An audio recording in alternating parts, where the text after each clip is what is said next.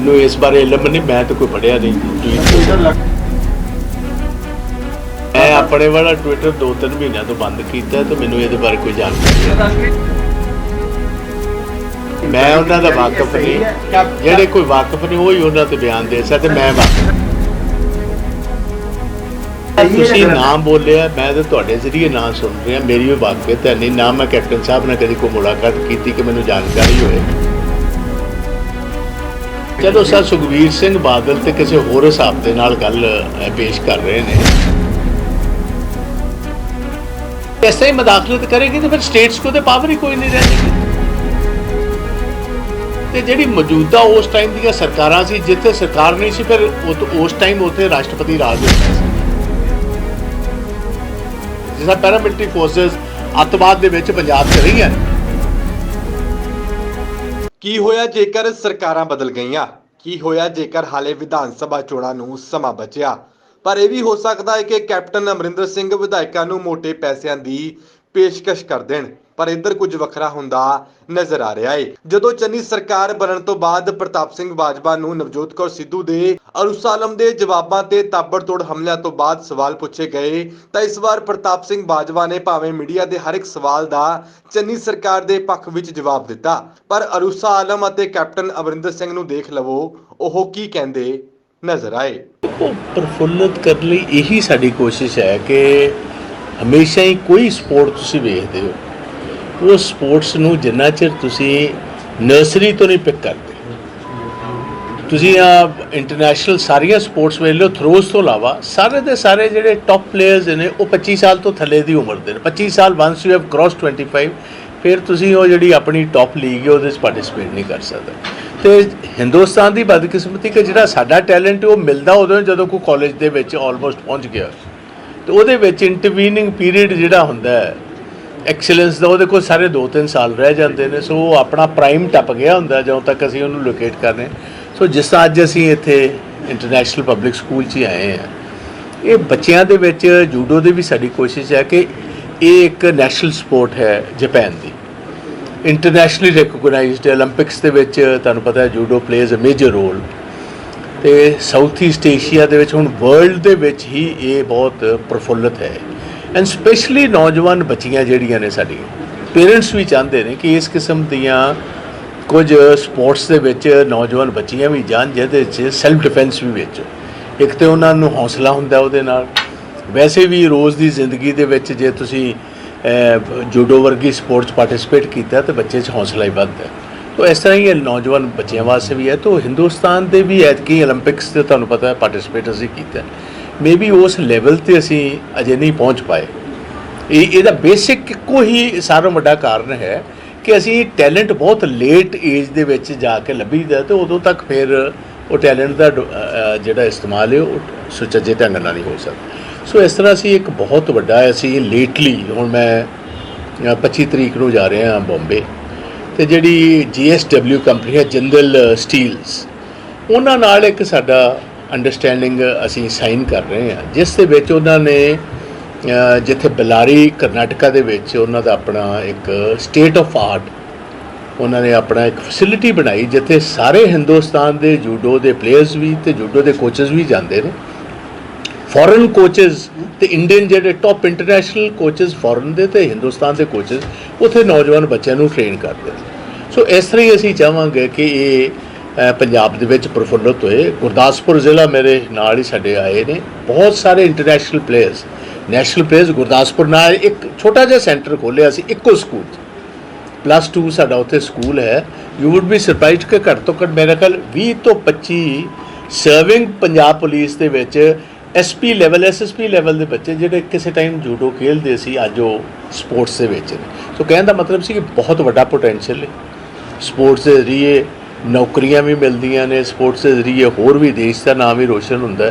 ਸੋ ਇਹ ਅਸੀਂ ਕੋਸ਼ਿਸ਼ ਹੈ ਸਾਡੀ ਕਿ ਅਸੀਂ ਸਕੂਲਾਂ ਦੇ ਵਿੱਚ ਐਂਡ ਯੂਨੀਵਰਸਿਟੀਜ਼ ਦੇ ਵਿੱਚ ਇਹਨੂੰ ਕਰੀਏ। ਨਾਲ ਹੀ ਮੈਂ ਹੁਣ ਕੋਸ਼ਿਸ਼ ਕਰ ਰਿਹਾ ਕਿ ਜਿਹੜੀ ਆਰਮਡ ਫੋਰਸਿਸ ਨੇ ਅਤੇ ਪੈਰਾਮਿਲਟਰੀ ਫੋਰਸਿਸ ਨੇ ਉਹਦੇ ਵਿੱਚ ਜ਼ਰੂਰ ਜੂਡੋ ਜਿਹੜੀ ਹੈ, ਕਿਉਂਕਿ ਤੁਹਾਨੂੰ ਪਤਾ ਜਿਹੜੇ ਸਪੋਰਟਸਮੈਨ ਨੇ ਸਾਡੇ ਟੌਪ ਸਪੋਰਟਸਮੈਨ, ਆ ਲੜਕਾ ਜਿਹੜਾ ਹੁਣ ਸਾਡਾ ਗੋਲਡ ਮੈਡਲ ਵੀ ਜਿੱਤ ਕੇ ਆਇਆ ਜੈਵਲਿਨ ਥਰੋ ਦੇ ਵਿੱਚ, ਉਹ ਵੀ ਸਮਝੋ ਬੇਸਿਕਲੀ ਸਟਿਲ ਇਨ ਦੀ ਆਰਮੀ, तो चोपड़ा जिहड़ा नीरज। सो इस तरह ही ये साडी कोशिश है। तो मैं सारे स्पैशली साडी पंजाब जूडो एसोसीएशन भी इत्थे है, साडे ऑफिशियल्स भी आए ने, जिहड़ी मैनेजमेंट है स्कूल की, मैं उन्होंने भी शुकराना करना चाहना कि उन्होंने मौका दिता बच्चों को। मेरे ख्याल करेगी जी, कर रही है, पहले भी कर रही है। तो हुण वेखो साहब प्रगट सिंह दे बनने नाल मैं समझना it is a very good जिहड़ा साडा एक असीं कदम उठाया। इंटरनेशनल वेखो हिंदुस्तान की हॉकी के कैप्टन रहे एंड किसी time he was considered to be one of the best centre halves in the world. दुनिया की टॉप सेंटर हाफ्स दे विच ये सन। तो इन्हां दे आन नाल खुद स्पोर्ट्समैन अज मिनिस्टर बन गए ने, नाल उन्हां नूं एजुकेशन का डिपार्टमेंट दे दिता, हायर एजुकेशन भी है तो स्कूल एजुकेशन भी उन्हां कोल है। एंड ये मैं कहना ये बड़ी एक वधिया एक जोड़ी है स्पोर्ट्स का मिनिस्टर होना और एजुकेशन का अदारा कोल होना। ये देखो बड़ी बदकिस्मती की गल है, बट ये गल है देखो मैं पार्लीमेंट के अक्सर ये चीज़ चुकता रहा जदों पहले भी भावें उत्थे हिंदू होण या सिख होण, जिहड़ा भी उन्होंने अत्याचार होंदा रहा है, गवर्नमेंट ऑफ इंडिया कोशिश करती रही है जो भी हैल्प करन दी। देखो गवर्नमेंट ऑफ इंडिया ने हुण ईवन यूपीए की गवर्नमेंट भी मौजूदा सरकार उन्होंने कोशिश है कि जिहड़ियां इंडियन मिनोरिटीज़ ने, जिहड़ा हिंदुस्तान नाल जिन्हां दा तलक सी, हिंदू ने, साडे क्रिश्चियन भरा ने, साडे सिख भाईचारा वो पाकिस्तान दे विच भी है, उन्हां नाल अजकल बांग्लादेश भी रौला रप्पा पै रहा जी। इस तरह ही अफगानिस्तान दे विच ते अक्सर हो रहा। गुरुद्वारा साहब च किसी टाइम ते महाराजा रणजीत सिंह के टाइम ते सिख जिहड़े ने उन्हां दा बड़ा नुमाया role C Afghanistan, but Aahista Aahista घटता हुण तो मेरे ख्याल सारी फैमिली सारी 100 रह गई है। तो इंडिया ने ओपन अप किया कि जिहड़ा आना चाहता है इत्थे आए, असीं उहनूं सिटीजनशिप भी देवांगे, उहनूं जगह भी दिंदे ने रहण वास्ते। बहुत सारे साडे अफगानी सिख हिंदू वीर जिहड़े ने पंजाब दे विच भी ने या दिल्ली विच ज़्यादा दे हैडकुआटर्स ने। यही हो सकता बाकी जिथे तालिबान की सरकार है उत्थे तुसीं जिथे वो अपने नैशनल्स नूं सेफगार्ड नहीं कर सकते, हिंदुस्तान की गवर्नमेंट इंडियन जिहड़े नैशनल्स उत्थे बैठे ने उन्हां दी सेफगार्ड कित्थों करन।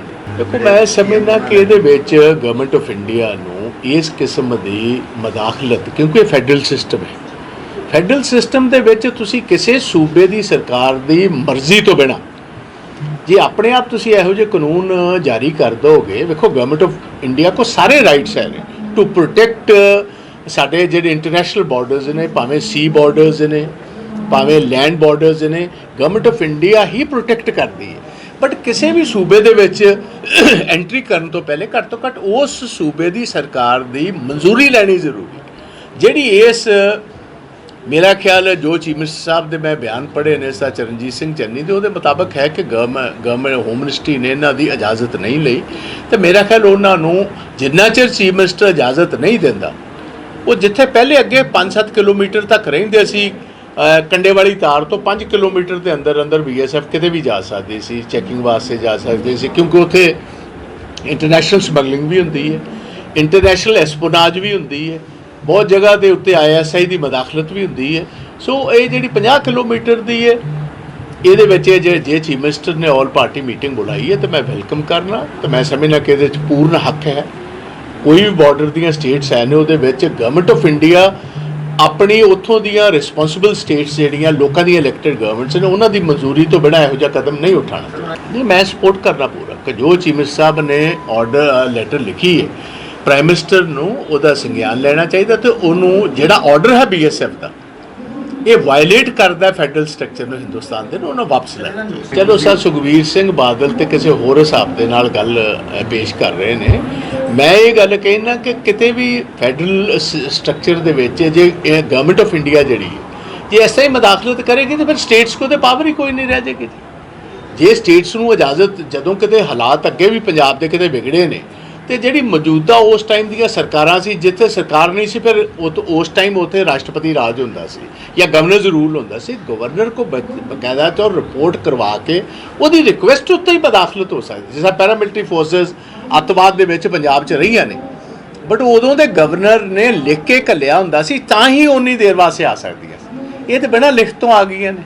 तो ये एक चंगा मैं समझना गवर्नमेंट ऑफ इंडिया वालों सही ढंग नहीं है। हिंदुस्तान च फैडरल सिस्टम जिहड़ा है एक ये फैडरल देश है, ਸੂਬਿਆਂ ਨੂੰ ਆਪਣੀਆਂ ਪਾਵਰਸ ਨੇ, ਨੈਸ਼ਨਲ ਗਵਰਨਮੈਂਟ ਨੂੰ ਆਪਣੀਆਂ ਪਾਵਰਸ ਨੇ, ਬਟ ਇਹਦੇ ਵਿੱਚ ਨੈਸ਼ਨਲ ਗਵਰਨਮੈਂਟ ਨੂੰ ਮੁਦਾਖਲਤ ਕਰਨਾ ਸਹੀ ਨਹੀਂ ਹੋਇਆ। ਮੈਂ ਤੇ ਜਿਸ ਤਰ੍ਹਾਂ ਤੁਸੀਂ ਬਿਆਨ ਪੜ੍ਹੇ ਨੇ ਇਸ ਤਰ੍ਹਾਂ ਹੀ ਮੈਂ ਚੀਫ ਮਿਨਿਸਟਰਸ ਦੇ ਬਿਆਨ ਪੜ੍ਹੇ ਨੇ, ਚੰਨੀ ਸਾਹਿਬ ਦੇ ਵੀ ਆਏ ਨੇ, ਇਸ ਤੋਂ ਪਹਿਲੇ ਕੈਪਟਨ ਅਮਰਿੰਦਰ ਸਿੰਘ ਦੀ ਸਟੇਟਮੈਂਟਸ ਆਉਂਦੀਆਂ ਰਹੀਆਂ ਨੇ। ਐਕਚੁਅਲ ਦੇ ਵਿੱਚ ਫੈਕਟ ਕੀ ਹੈ, ਉਹ ਤਾਂ ਜਾਂ ministry of home affairs Delhi ਜਾਂਦੀ ਹੈ ਤੇ ਜਾਂ ਗਵਰਨਮੈਂਟ ਆਫ ਪੰਜਾਬ ਜਾਂਦੀ ਹੈ। ਤੇ ਮੇਰਾ ਖਿਆਲ ਇਟ ਇਜ਼ ਬੈਟਰ ਜੇ ਇਹੀ ਇਸ ਦਾ ਜਵਾਬ ਦੇ। ਮੈਨੂੰ ਇਸ ਬਾਰੇ ਇਲਮ ਨਹੀਂ, ਮੈਂ ਤਾਂ ਕੋਈ ਪੜ੍ਹਿਆ ਨਹੀਂ ਟਵੀਟ ਕਿਸੇ ਨੇ। ਲਗਾਤਾਰ ਕੱਲ 2-3 ਦਿਨ ਤੋਂ ਮੈਂ ਆਪਣੇ ਵਾਲਾ ਟਵਿੱਟਰ 2-3 ਮਹੀਨਿਆਂ ਤੋਂ ਬੰਦ ਕੀਤਾ ਤੇ ਮੈਨੂੰ ਇਹਦੇ ਬਾਰੇ ਕੋਈ ਜਾਣਕਾਰੀ ਹੈ। ਮੈਂ ਉਹਨਾਂ ਦਾ ਵਾਕਫ ਨਹੀਂ, ਜਿਹੜੇ ਕੋਈ ਵਾਕਫ ਨਹੀਂ ਉਹੀ ਉਹਨਾਂ ਤੇ ਬਿਆਨ ਦੇ ਸਕਦੇ, ਮੈਂ ਵਾਕਫ ਨਹੀਂ। ਕੈਪਟਨ ਅਮਰਿੰਦਰ ਸਿੰਘ ਕਹਿੰਦੇ ਸੀ ਕਿ ਸਿੱਧੂ ਦੇ ਸੰਬੰਧ ਹੈਗੇ ਇਮਰਾਨ ਖਾਨ ਨਾਲ। ਜੀ ਇਨਕੁਆਇਰੀ ਕੀਤੀ ਜਾਊਗੀ ਰੂਸਾ ਆਲਮ ਦੀ, ਜਿਹੜੇ ਉਹ ਇੱਥੇ ਆਏ ਨੇ ਜਾਂ ਤੇ ਫਿਰ ਜਿਹੜਾ ਤੁਸੀਂ ਨਾਮ ਬੋਲਿਆ, ਮੈਂ ਤਾਂ ਤੁਹਾਡੇ ਜ਼ਰੀਏ ਨਾਂ ਸੁਣ ਰਿਹਾ, ਮੇਰੀ ਉਹ ਵਾਕਫੀਅਤ ਹੈ ਨਹੀਂ ਨਾ, ਮੈਂ ਕੈਪਟਨ ਸਾਹਿਬ ਨਾਲ ਕਦੀ ਕੋਈ ਮੁਲਾਕਾਤ ਕੀਤੀ ਕਿ ਮੈਨੂੰ ਜਾਣਕਾਰੀ ਹੋਏ, ਸੋ ਮੈਂ ਇਹਦੇ ਤੇ ਕੋਈ ਟਿੱਪਣੀ ਕਰਨਾ ਨਹੀਂ ਚਾਹੁੰਦਾ। SMZ ਪੰਜਾਬ ਦੇ ਲਈ ਲੁਧਿਆਣਾ ਤੋਂ ਕਸ਼ਮੀਰ ਸਿੰਘ ਦੀ ਰਿਪੋਰਟ।